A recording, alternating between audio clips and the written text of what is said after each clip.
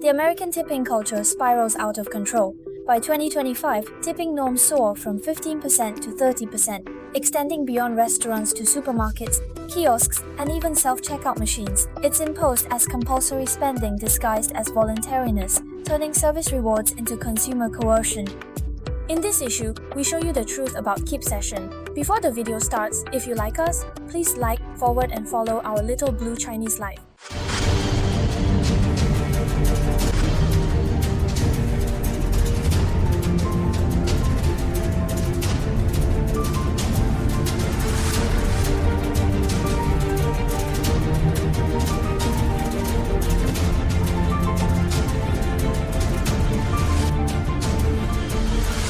Imagine this scene when you walk into a coffee shop in the morning and just want to order a $5 latte. As a result, the credit card machine screen suddenly pops up with three options: 25%, 28%, and 30% tips. And you want to customize it, but it is hidden behind a three-layer menu.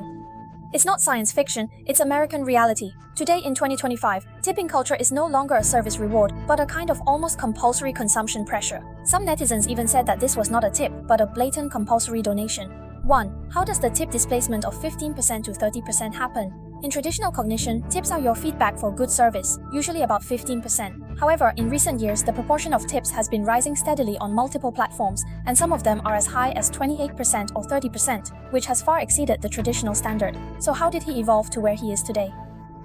During the pandemic, sympathy for service workers led to increased tipping. Now, businesses standardize this practice, maintaining unfair wages, while customers continually shoulder the burden.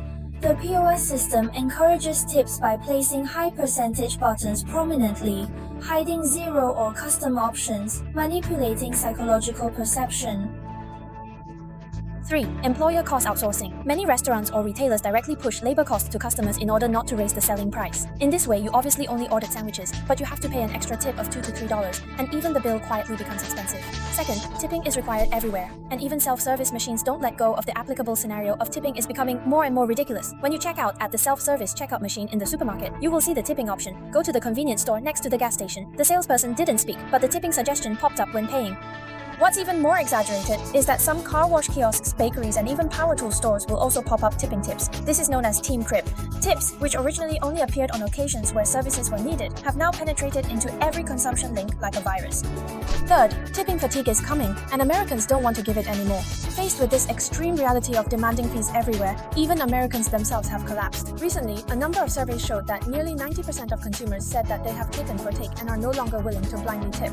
The average restaurant tip dropped from the previous 21% to less than 19%. More than 30% of customers said they would try to avoid going to businesses that need to tip. Young people and low-income groups are particularly reluctant to pay more than 15% tips. People no longer think of tipping as appreciation, but are kidnapped by morality. Netizens even tease, do you have to tip the machine when withdrawing money from ATM in the future? 4. Policy variables. Trump's promotion of tax exemption for tips is fruit help or adding fuel to the fire.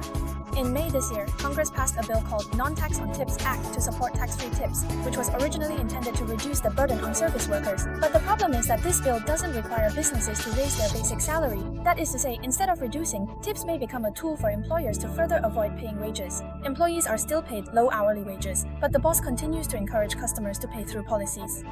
As a result, consumers will continue to give more employees, putting greater pressure, but the real responsible employers are hiding completely. 5. The contradiction deepens. Customer versus employee versus merchant. 3-book structure. Customers feel that I am not obliged to pay the employer. Employees feel that I can't live without tipping. Merchants feel that why don't you go to Starbucks? I don't want to raise prices to scare people away. As a result, a tripartite contradiction is formed. Customers are afraid of being regarded as stingy. Employees are afraid that customers will have no food without tipping. And businesses don't want to bear the cost they should bear. This 3-book structure is destroying the consumer experience in America. 6. Solution. Can the tipping system be saved? Is there a way to get out of this cycle?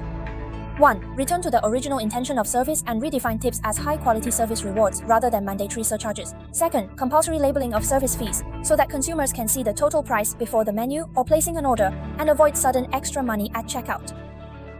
Third, implement a unified basic salary system. For example, all service providers in European countries have reasonable wages, and tips are just extra appreciation, not necessary. Fourth, encourage customers to be brave, customize, or even not give. Why should unsatisfactory service be rewarded? 7. What do you think? Tipping was originally a virtue, but now it has become a burden? It was originally a choice, but now it has become blackmail. Have you ever encountered a situation where you were forced to prompt tips? Will you continue to give 30%? Feel free to leave a message to tell us your truth. Don't forget to like, follow, and forward the experience. Our Xiaonan Chinese Life Association will continue to update the latest news, life observation, and hot comments of North American society.